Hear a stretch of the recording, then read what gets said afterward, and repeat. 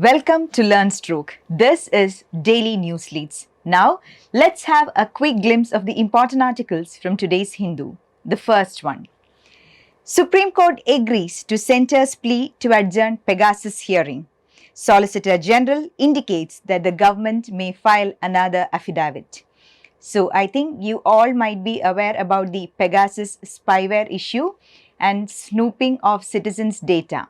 If you don't know, they have given a clear timeline regarding the Pegasus saga. Have a quick understanding about it and make sure that you understand in detail what was the background of the Pegasus spyware issue and what are its implications. The Supreme Court agreed to the central government's request to adjourn the hearing of petitions for an independent probe into the allegations of the government using Israel-based Pegasus spyware. So it is Israeli-based spyware that is alleged to have involved in the snooping of the private data of citizens. Next one, something from economy related to tax collections. Can sees end to tax dispute with India. So this is very important for your GS3 economy. It's not just about the Kane energy dispute. If you don't know what the Kane energy dispute is, make sure that you have a clear understanding about the issue. Only then you will understand what are the economic implications of that. So the UK-based Kane Energy was working with the government of India to expedite documentation and payment of refund.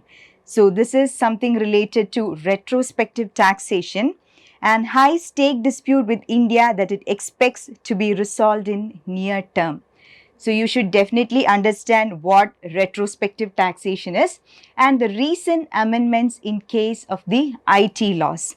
The government recently amended the income tax laws to scrap the retrospective tax provisions introduced in 2012-13, under which the Kane was taxed in 2014 for corporate restructuring undertaken in 2006-7. So, retrospective taxation and amendments to the recent Income Tax Act and the implications of retrospective taxation and how the Kane energy dispute popped up. These are points to be taken care of. Next one, yet another article from Polity. More delays on data protection bill. Panel finalized draft report last year, but that wasn't circulated to members.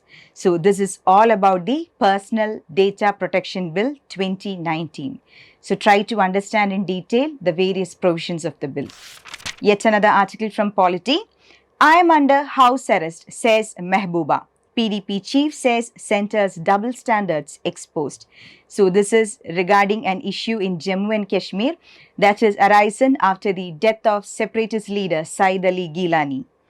So now PDP chief Mehbooba Mufti has said that she is under house arrest after she alleged that the police had shown disrespect to the body of Said Ali Gilani. So in this article, two things need to be taken note of.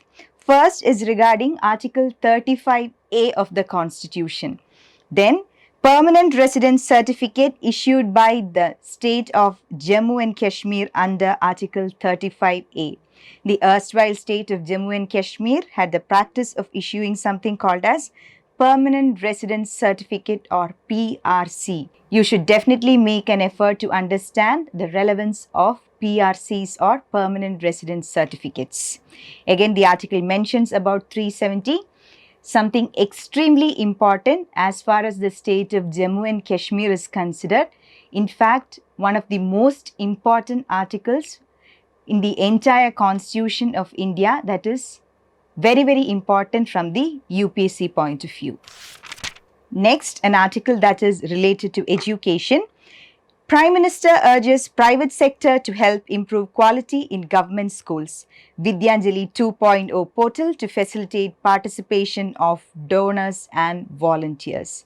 So a very important article related to education, and in that the article mentions the 5 initiatives that PM had rolled out on Tuesday as part of the implementation of National Education Policy. So National Education Policy as such is very important, and try to find out what are the 5 new initiatives that was rolled out by the PM recently. All the 5 initiatives has been mentioned in this article. Try to get a deeper understanding on that. Yet another article related to education.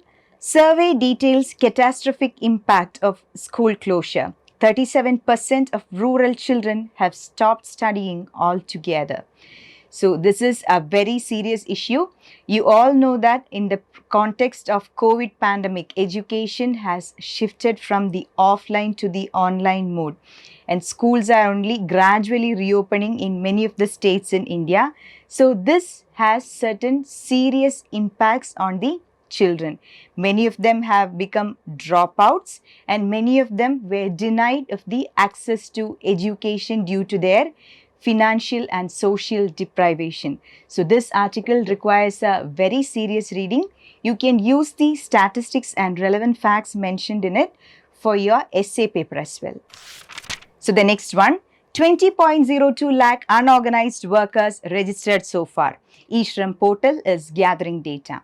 So an important article for your GS2 for the topic welfare schemes for the vulnerable section. The article says about the e-Shram portal in which 21.02 lakh unorganized workers have registered. The main purpose behind the e-Shram portal is to consolidate data while formulating various policies relating to the unorganized sector workers. So try to understand in detail about the e-Shram portal and initiatives for unorganized workers, the recent ones if any. So the next article, something important from the environment point of view. Air quality improved in 2020, says Minister. Bhupender Yadav attributes the change from 2018 to policies of government. So the Environment Minister Bhupender Yadav has said that the number of cities with improved air quality has increased to 104 in 2020 from 86 in 2018. So within 2 years, the air quality index of various cities have shown a significant improvement.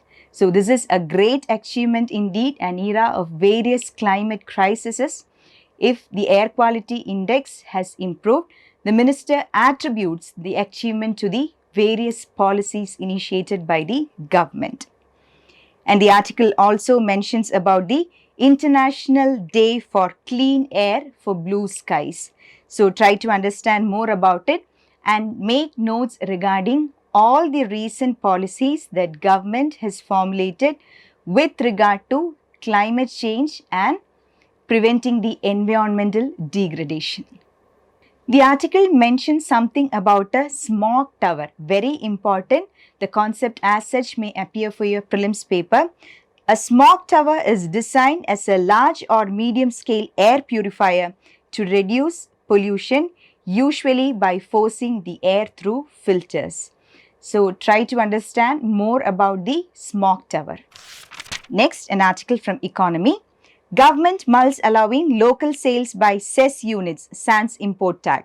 Centre also reviewing exclusion of EOUs and SEZs from RODTEP tax refund scheme. So something very important regarding the special economic zones. Special economic zones is a very important topic as far as Indian economy is concerned. So make sure you have an understanding regarding the special economic zones, the tax concessions and the various other privileges enjoyed exclusively by the special economic zones. So the article says that the government is considering a proposal to allow producers in special economic zones to sell their output in the domestic market without treating them as imports. A remarkable move by the government. It is also reviewing the exclusion of export-oriented units or EOUs and cess from the recently notified tax refund scheme for exports. So try to learn more about tax refund scheme for exports. The article also mentions something about RODTEP scheme. RODTEP scheme refers to remission of taxes and duties on export products scheme. So very important as far as the new tax reforms in special economic zones are taken into account. Then the next two articles are about cryptocurrencies.